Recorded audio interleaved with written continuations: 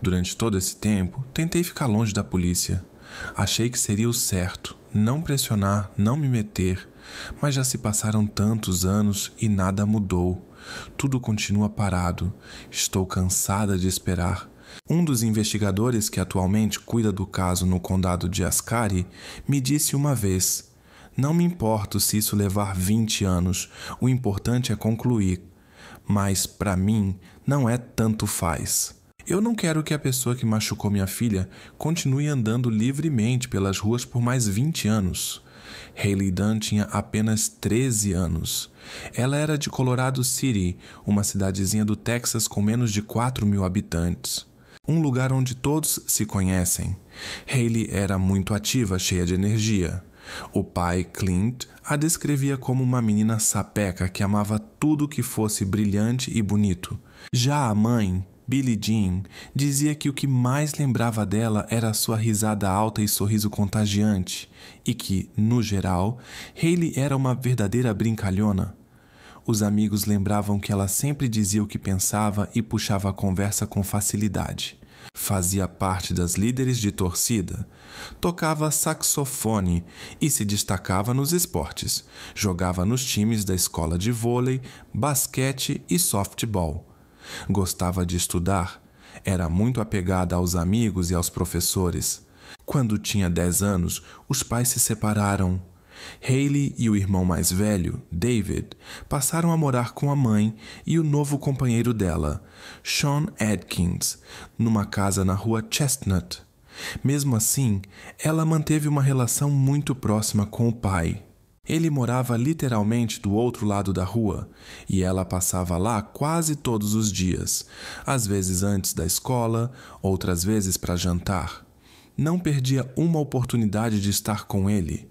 No Natal de 2010, a avó de Hailey, Connie, recorda que a neta estava super animada.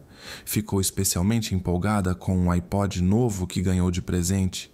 Passou a maior parte do Natal e também o dia seguinte com o pai. No dia 26 de dezembro, já no fim do dia, o irmão Dave foi dormir na casa de um amigo e Hailey ficou em casa. À noite jogou videogame e, pelo que parece, foi dormir só bem tarde. Na manhã do dia 27, Sean saiu para o trabalho às 5h30 e cerca de 1 hora depois, Billie Jean também foi para o serviço. Ela tinha um turno longo de quase 12 horas. Segundo ela, quando entrou no quarto para se despedir, Hailey ainda dormia profundamente. A casa estava tranquila, nada parecia fora do normal. Ela ficaria o dia sozinha, como já havia feito antes. Os pais acreditavam que ela acordaria e, como de costume, iria até a casa do pai. O celular da mãe ficou em casa para que os filhos pudessem usar, caso precisassem. Sean chegou ao trabalho em Snyder por volta das 6 da manhã. Cerca de 10 minutos depois, ele teve uma discussão com o chefe e, de forma repentina, pediu demissão e foi para a casa da mãe em Big Spring. Às 3 da tarde, ele já estava em Colorado City. O pai de Hailey, Clint, estava acostumado a ver a filha todos os dias.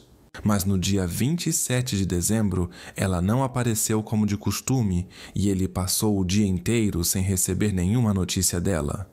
Por volta das 2 da tarde, do celular que havia ficado em casa, foi enviada uma mensagem para a sitial amiga de Hailey. "WID, o que está fazendo?" Não houve resposta. Mais tarde, naquela noite, Sean buscou Billie depois do turno dela.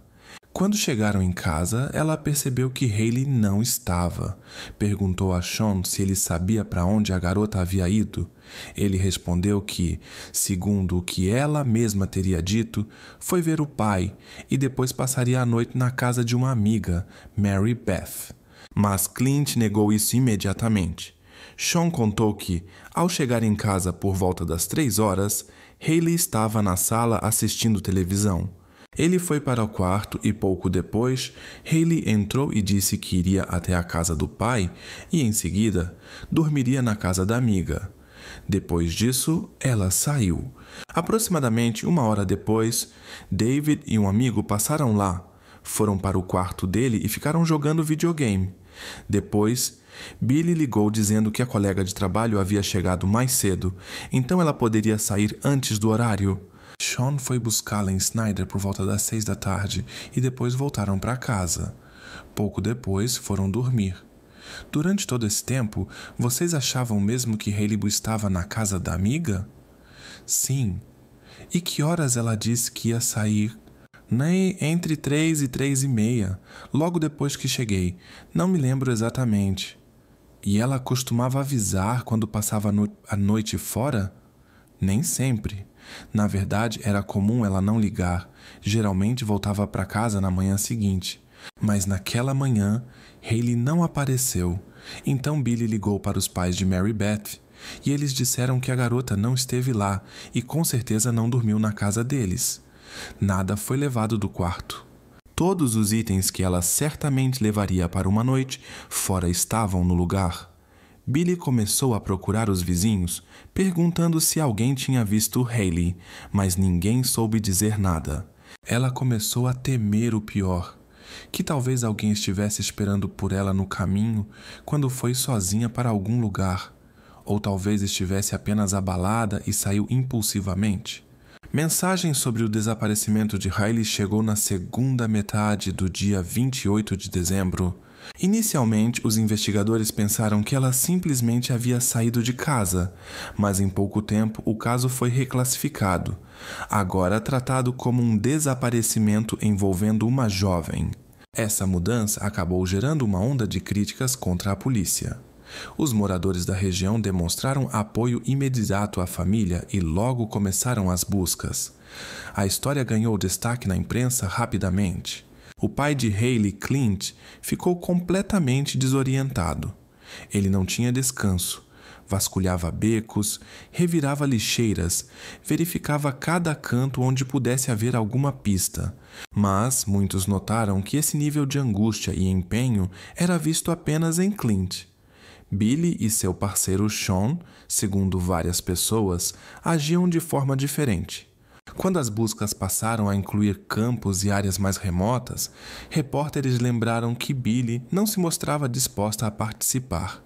Ela justificava dizendo que esses lugares traziam pensamentos pesados, como se estivessem procurando não uma jovem, mas algo ainda pior.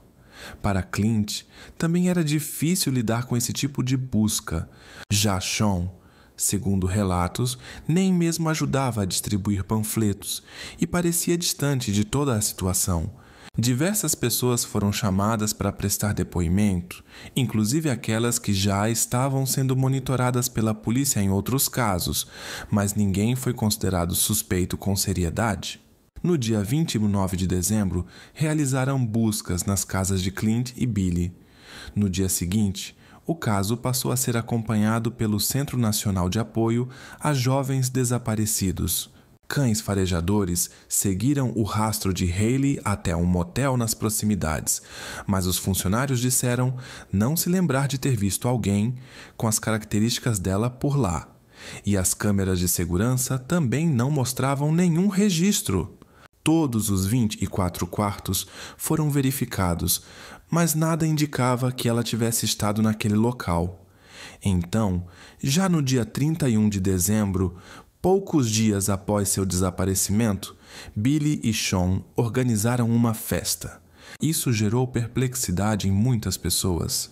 Billy depois afirmou que nem havia se dado conta de que era véspera de Ano Novo e que os convidados tinham ido apenas para oferecer apoio. Mas Clint enxergava aquilo de outro jeito. Ele ficou na varanda com binóculos nas mãos, ainda procurando por sua filha, enquanto do interior da casa de Billy vinham sons de risadas e música. Eu não consigo entender como alguém pode festejar quando sua filha está desaparecida. Isso devia ser a última coisa na cabeça de uma pessoa, disse ele. Quando o novo ano chegou, o clima na cidade era de tensão e angústia. Nenhum sinal de Hailey havia sido encontrado. As buscas continuaram, dia após dia. Lane, Victor, já é o 9º dia desde o início das buscas por Hailey Dunn e ainda não há qualquer notícia, transmitiam os repórteres diretamente do local. Hoje de manhã, estive com a família Dunn enquanto os Texas Rangers faziam uma inspeção minuciosa no quarto de Hailey. Se olharmos aqui, esta é a janela que dá para o quarto dela. Segundo os investigadores, até agora não há indícios claros de que ela tenha saído por conta própria ou qualquer sinal evidente de algo suspeito. Já se passou uma semana, mas nenhuma nova pista sobre o paradeiro de Hailey surgiu. A mãe dela admite, tem sido extremamente difícil, mas ainda assim mantém a esperança. Só me resta acreditar que ela saiu por vontade própria e que logo vai voltar, porque se eu perder essa esperança, não vai me sobrar mais nada, disse ela. As autoridades locais afirmam que estão seguindo várias pistas simultaneamente. Diferentes órgãos já estão envolvidos no caso, e a recompensa por informações que ajudem a trazer Hailey de volta continua sendo de $25 mil. No dia 4 de janeiro de 2011, além dos Texas Rangers, o FBI também se uniu à investigação. Mais de 100 outdoors com fotos e dados dela foram espalhados por todo o Texas e outros estados. O caso ganhou grande repercussão nacional depois que Nancy Grace falou sobre ele e entrevistou Billie Jean Dunn. Isso fez com que o país inteiro prestasse atenção na história. O programa foi transmitido nacionalmente. A Nancy Grace, ao que parece, foi bastante incisiva com você. Como se sentiu ao ouvir as perguntas dela? Eu nem cheguei a ver a entrevista na hora. Estava conversando com os Rangers, mas ouvi falar do que foi dito. Claro que é desconfortável ouvir certas coisas, mas tento não dar muita atenção. O mais importante é a Hailey. Só queremos que ela volte para casa. Dói pensar que alguém possa desconfiar de você. Alguém que se preocupa de verdade com ela? Com certeza isso machuca. É a verdade. Como era o seu vínculo com a Hailey? Tínhamos um relacionamento muito bom. Amo ela de coração e acredito que da parte dela também era assim. A gente se dava muito bem. O que você gostaria que as pessoas soubessem sobre você e o seu lugar nessa família? Tem se falado muito sobre isso na internet. Sempre tivemos uma convivência tranquila entre mim, a Hailey, a Billie e o David. Vivíamos em paz e eu jamais faria nada que pudesse prejudicar aquela menina. Meu único desejo é que ela volte para casa. No dia seguinte, 5 de janeiro, Billie pediu que Sean saísse de casa. Isso já tinha acontecido outras vezes. O casal brigava, mas normalmente fazia as pazes logo depois. No entanto, à medida que a investigação foi avançando, começaram a surgir detalhes sobre o que se passava dentro da família de Hailey. Jornalistas comentaram que, embora a vida dela parecesse comum e estável por fora, na verdade as coisas eram bem mais complicadas, principalmente para a própria Hailey e o irmão dela. Um dos repórteres destacou que, muito antes do desaparecimento, Billie Jean Dunn e Sean Atkins já eram conhecidos pela polícia. Cerca de 10 meses antes, já haviam sido registradas ocorrências de conflito entre os dois. Eles dois ligaram para a polícia, cada um reclamando do outro. Quando os policiais chegaram, o clima na casa estava tenso. O casal discutia e demonstrava comportamentos agressivos. A mulher afirmou que temia por sua segurança, que estava sendo ameaçada e por isso havia registrado uma queixa. Disse que se sentia mal, como se estivesse fora de si. Pronto, ela sumiu desde o começo da manhã. Tá bom, vou até lá, murmurava o homem. Como acontecia com frequência, algum tempo depois tudo parecia resolvido e ele voltou a morar na casa. Segundo a própria Billie, Hailey não o via como um padrasto ou alguém em quem pudesse confiar, mas como um conhecido. Mas pessoas próximas a Hailey diziam outra coisa. Ela tinha receio dele e tentava manter distância. Para a avó Connie, Hailey contou que durante a noite via uma silhueta aparecendo no corredor do lado de fora da porta e sentia um medo profundo de que essa figura entrasse em seu quarto enquanto ela dormia. Os investigadores propuseram que os dois passassem pelo detector de mentiras. Na primeira tentativa, não foi possível. Ambos estavam sob efeito de medicamentos. Billy explicou que tomava um remédio para a ansiedade, prescrito por um médico. Sean deixou a sala de testes por conta própria 2 vezes.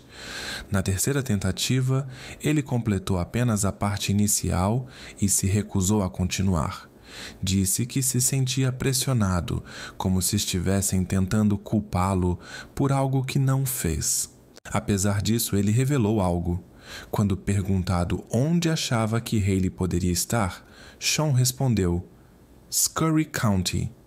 E ao ser questionado sobre quem deveria ser considerado suspeito, disse apenas: nós dois. O detector indicou que ele foi sincero nessas respostas, mas ele não quis comentar mais nada e saiu novamente.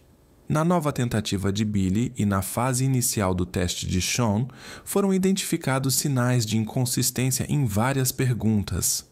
Durante uma coletiva de imprensa, Billy declarou: Obrigada a todos que vieram. Quero falar diretamente com você, Haley. Se estiver me ouvindo, estamos te procurando. Centenas de pessoas estão te procurando. Todos queremos que você volte para casa, que eu possa ver seu rosto de novo. Eu te amo muito. Sinto sua falta a cada minuto. Dói não saber onde você está e se você está bem. Você é o que eu tenho de mais precioso. Depois ela acrescentou: se alguém está com a Haley, por favor, deixe ela ir. Deixe ela em qualquer lugar, numa igreja, numa escola, numa delegacia. Só queremos que ela consiga ligar para casa e voltar para a família. Billy também admitiu que tem sido bastante criticada. Algumas pessoas a chamam de mentirosa, outras desconfiam que esteja envolvida no desaparecimento da filha ou tentando proteger alguém. Ela vem sendo julgada por não colaborar o suficiente com a investigação.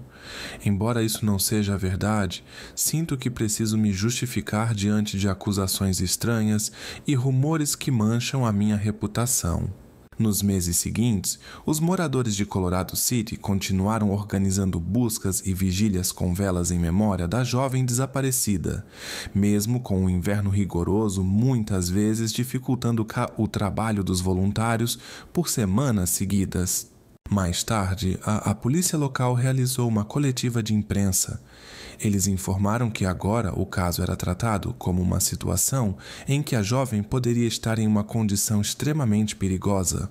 Na fase inicial da investigação, os investigadores analisaram os dados dos celulares e as transações bancárias de Sean Atkins e Billie Jean Dunn. Também foi verificado o endereço de trabalho anterior de Sean. Descobriu-se que ele não havia sido demitido, como havia alegado. Seu supervisor contou que, na manhã de 27 de dezembro, Sean chegou ao trabalho por volta das 6 horas da manhã, comprou uma bebida, entregou um formulário e foi embora, dizendo que estava pedindo demissão. Às 18h10 ele deixou o local. Mais tarde, Sean confessou que inventou a história da demissão para evitar uma discussão com Billie Jean. Ele contou à polícia que depois foi para a casa da mãe dele em Big Spring para usar o computador dela e solicitar um benefício. Mas, segundo os dados das operadoras de celular, isso não foi possível. Das 6h35 até as 6h56 da manhã, o celular dele foi registrado em Colorado City, que fica a quase 80 quilômetros de Big Spring. Os dados realmente indicaram sua presença em Big Spring, mas apenas no intervalo entre 9h38 e 14h40. Além disso, os sinais do telefone mostraram que naquele dia ele também esteve no condado de Scurry. Sean afirmou que, após visitar a mãe, voltou para Colorado City às 15 horas e viu Haley pela última vez por volta das 15h15, quando ela supostamente saiu para ir até a casa do pai. No entanto, os registros da operadora mostraram que ele ainda estava em Big Spring às 14h40, o que deixava no máximo 20 minutos para percorrer 64 quilômetros. O irmão de Haley, David, contou que ao voltar para casa por volta das 16 horas daquele mesmo dia, encontrou a porta trancada. Após tentar entrar sem sucesso, ele acabou entrando pela janela. Dentro da casa, viu Sean parado no corredor com uma expressão confusa, como se tivesse sido pego de surpresa. Em um dos depoimentos, o tio de Hailey recordou uma conversa com Sean em que ele falou de um jeito bastante estranho. O tio disse que não conseguia acreditar que alguém pudesse fazer algo ruim com uma criança. E Sean respondeu: "É como alguém sendo atingido por um disparo na floresta." Através dos extratos bancários, os investigadores descobriram que, após buscar Billy no trabalho por volta das 18 horas, o casal passou por 2 caixas eletrônicos e sacou $140. Inicialmente, Billy afirmou que o dinheiro foi usado com comida e combustível, mas depois ficou claro que os valores tinham sido destinados a outra finalidade. Segundo as apurações, eles haviam adquirido substâncias que não podem ser mencionadas no YouTube. Os investigadores começaram a demonstrar séria preocupação com a possibilidade de que Sean e Billy tivessem tido comportamentos impróprios dentro da casa onde também estavam outras pessoas. Isso levou a uma inspeção mais detalhada do local. Como resultado, descobriu-se que Billy e Sean guardavam centenas de artigos impressos da internet. Todos tratavam de temas bastante sombrios, criminosos conhecidos, tendências perturbadoras e casos relacionados a tragédias familiares. Billy justificou dizendo que aquilo era apenas um interesse por histórias criminais e que, segundo ela, muitas pessoas se interessavam por esse tipo de assunto. No dia 12 de janeiro de 2011, Sean passou a ser oficialmente tratado como uma pessoa cuja atuação no caso exigia atenção especial. Ainda assim, ele negava qualquer envolvimento. Pouco tempo depois, os serviços sociais decidiram retirar David da casa para garantir sua segurança. Em 24 de fevereiro, as autoridades fizeram uma descoberta extremamente preocupante. Na casa de Billy, assim como em um computador localizado na casa da mãe de Sean, foram encontrados dispositivos contendo materiais altamente comprometedoras envolvendo menores. Um dos notebooks foi apreendido e levado para a delegacia. Segundo Clint, pai de Hailey, o padrasto de Sean foi até a polícia exigindo que o equipamento fosse devolvido a Sean.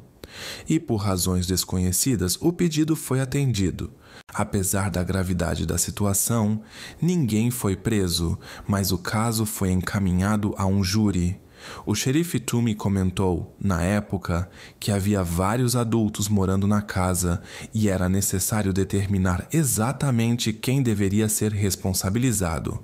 No dia 17 de março de 2011, a polícia retornou à casa de Billy e Sean para falar com Sean. Billy afirmou que ele não estava, mas a polícia tinha um mandado, e durante a busca foi constatado que Sean estava sim dentro da casa. Billy foi presa por ter mentido às autoridades. Em junho do mesmo ano, o tribunal a condenou a 90 dias de liberdade condicional e 1 ano de regime probatório. Ela teve que cumprir a pena no condado de Travis, a mais de 400 quilômetros de sua residência anterior, para onde havia se mudado com Sean. No entanto, em 2012, o relacionamento entre eles chegou ao fim. Mais tarde, Billy admitiu que passou a suspeitar do envolvimento de Sean no desaparecimento de sua filha, especialmente depois que ficou claro que não apenas a polícia local, mas também investigadores federais estavam atentos ao comportamento dele. Com o tempo, as buscas por Hailey começaram a enfraquecer. A cada evento realizado em sua homenagem, surgiam novas pistas, mas o caso sempre acabava estagnado. Mais 1 ano se passou, sem avanços. Mas no dia 16 de março de 2013, um turista que caminhava pela área do lago J.B. Thomas, a cerca de 30 quilômetros de Colorado City, encontrou vestígios humanos. Eles foram imediatamente encaminhados ao centro especializado da Universidade do Norte do Texas para análise. Em 26 de abril, o Ministério Público do Condado de Scurry recebeu o laudo oficial. Os fragmentos encontrados pertenciam mesmo a Hailey.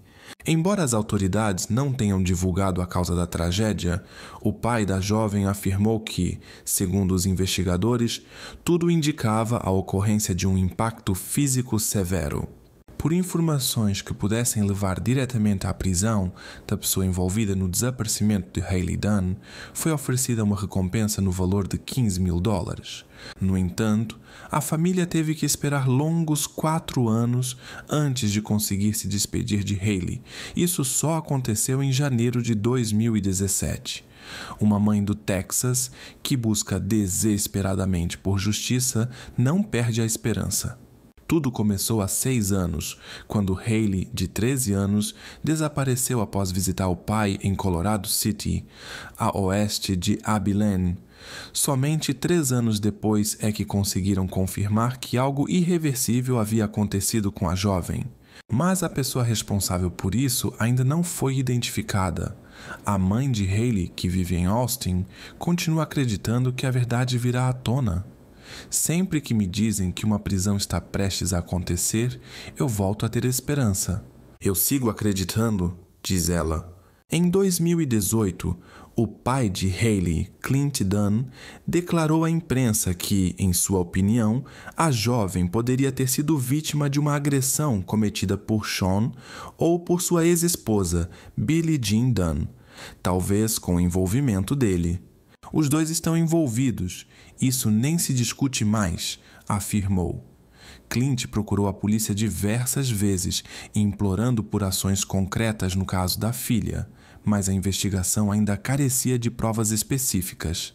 Durante todo esse tempo, tentei não atrapalhar a polícia, achei que assim seria melhor, mas já se passaram muitos anos e nada acontece. Estou cansado de esperar, desabafa. Um dos investigadores chegou a dizer a Clint que, mesmo que levasse 20 anos, ele continuaria trabalhando no caso. Mas para Clint, isso não é aceitável. Eu não quero que quem fez isso com minha filha viva mais 20 anos em liberdade entre as pessoas. Você acha que ele ainda está por aqui? Sim, tenho certeza de que ele está nesta cidade, em Big Spring, no Texas. Acredita que ele ainda está em Big Spring? Eu sei que 2 meses atrás ele ainda estava aqui. Há alguém em específico que você suspeita? Sean Adkins. Ele foi o único mencionado oficialmente, não é? Sim. E eu tenho certeza de que a Billie Jean também sabe mais do que diz. Ela se contradisse várias vezes, evitou perguntas. Está claro que está escondendo alguma coisa. Depois de várias postagens de Clint nas redes sociais, um usuário anônimo notou seus apelos. Essa pessoa se lembrou que, no final da primavera ou começo do verão de 2011, encontrou alguns objetos que, mais tarde, poderiam estar ligados a Hailey. Na época, ele ainda era estudante e não sabia quem era Hailey, tampouco entendia a importância do que tinha encontrado, por isso não informou a polícia. Somente em 2019, ao ver uma das postagens de Clint, ele percebeu que aquilo era relevante e entrou em contato com ele. O que exatamente foi encontrado e onde, isso não foi revelado. Mas Clint afirma que os objetos estavam em um local que já havia sido vasculhado várias vezes durante as buscas. A detetive particular Erica Morse, que auxilia Clint desde o início, afirma que encontrou diversas pistas e recorreu várias vezes aos investigadores, mas depois que surgiu a confirmação do ocorrido, o contato com ela foi abruptamente interrompido. Segundo Erica, ninguém mais responde e não informam se houve algum avanço no caso. Em outubro de 2019, Erica começou a receber mensagens preocupantes de mulheres do oeste do Texas. Elas contavam que um homem, que se apresentava online como Casey, estava se comportando de forma incômoda e perturbadora. Sabendo que o segundo nome de Sean Adkins era justamente Casey, Erica pediu que enviassem a ela conversas, vídeos e fotos que ele havia mandado. O conteúdo confirmou suas suspeitas. Era ele. No dia 28 de outubro de 2019, Erica foi até a delegacia, junto com uma das mulheres que havia passado por essa perseguição, para registrar uma queixa. No entanto, na delegacia, elas não foram levadas a sério. Um dos policiais acusou a vítima de estar inventando tudo.